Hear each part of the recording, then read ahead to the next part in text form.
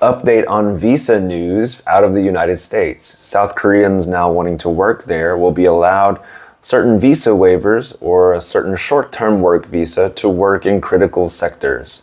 Let's talk about it. On October 1st, the US government announced that South Koreans will be able to get an ESTA visa waiver or have short-term work visas in critical sectors. This means that plants like Hyundai and LG and Samsung will be allowed to bring workers in to the critical sectors like for defense, energy, other things like that. This is quite a big deal. According to the Associated Press, South Koreans working on short-term visas or visiting the US through ESTA will now be allowed to work at more industrial sites than before.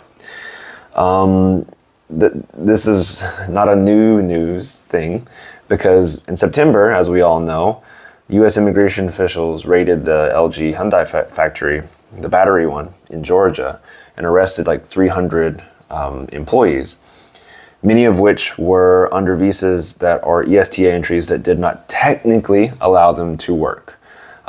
This was some workaround system that they did because the H-1B was so hard to get.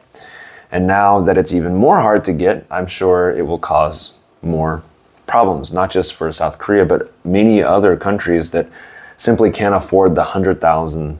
I mean, even Americans can't afford the $100,000 visa waiver. That's quite crazy. There were photos, as you remember, of Korean workers shackled by hands and ankles that spread all over online, calling it an unfair system. Many online were calling it that. And I mean, it makes sense that they shouldn't be treated like that simply because they were working there. If they were trying to resist arrest or otherwise, I can understand, but it seems inappropriate to do for our allied countries like South Korea. Unlike Canada or Australia, South Korea doesn't have access to special U.S. work. They don't have a special case despite being a close ally, especially in Asia. And companies often told employees to travel on ESTA, which allows 90 days stays or B1 visa status, but those visas aren't really designed for factory work. This is according to Reuters. So, yeah, not exactly a good situation for having critical plants like Hyundai and LG and everything. And I believe, because my brother once lived in Georgia, I went by that plant on the way to his house maybe a few years ago. So it is a little jarring to see it in the news. The new agreement, however, workers can now legally perform industrial site tasks under temporary visas or ESTA. So they're allowing what they were already doing to be allowed, but officially, they can officially work on those visas now. The U.S. will also open a new visa section at its embassy in Seoul to streamline applications. This is according to Reuters. This is very helpful. I don't think it's the fix, but it is a fix. And we'll see in the future how it pans out. All I know is I have some friends, as I told you, that are trying to go to the US, and it has become increasingly difficult to do so. And it's very unfortunate. So there's some economic and political upheaval about this, of course. It's more than just about visas. It's tied to a massive investment negotiations between Seoul and Washington, which we'll maybe talk about another time. South Korea has floated up to $350 billion in investment packages for U.S. factories in exchange for tariff relief and smoother visa pathways, according to Reuters. So, in a way, this H-1B visa threat has worked, and it has become a kind of bargain piece to be used in order to gain things for the U.S. It's a little political stuff, man.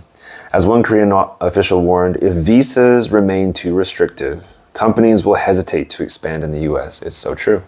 And I think that's by design. But we'll see. This is according to Politico, by the way. So this visa announcement is both a concession to Korea and a way for Washington to keep billions in Korea investments flowing into American industries, is what it appears. Of course, I'm no expert on this. I don't claim to be.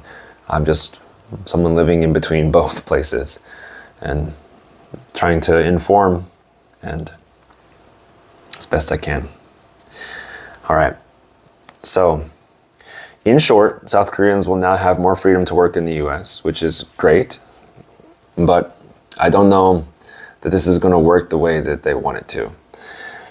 On short stays, especially in factories and plants tied to the Korean investments. But the system is still patchwork, and the bigger fight over tariffs, trade, and long-term visa is far from over. So I'm wondering, what do you guys think? This H-1B visa thing and just visas in general, trying to get into the country, is a little unfortunate. I know I've said it before, but I'm very lucky to have visa to work here. And I feel very thankful to the Korean government and the Korean people for allowing me to stay here. I feel very welcomed.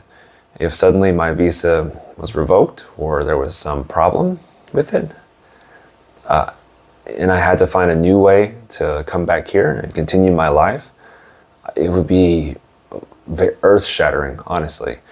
Because I'm not working here short term. It's a much longer stay. So I can't imagine how people must feel doing this. Anyway, I don't mean to talk some political or heavy topics like this. I just want to present news to you guys in English. If you like this, if you like what I'm doing, please put a like and maybe a subscribe. If you want to, you can also hit the bell, and that way you'll be notified anytime that we upload. Again, it helps me out so much, and I hope you guys have a great week, and I hope that this situation continues to improve. All right, I'll talk to you in the next video. Have a great day. Bye.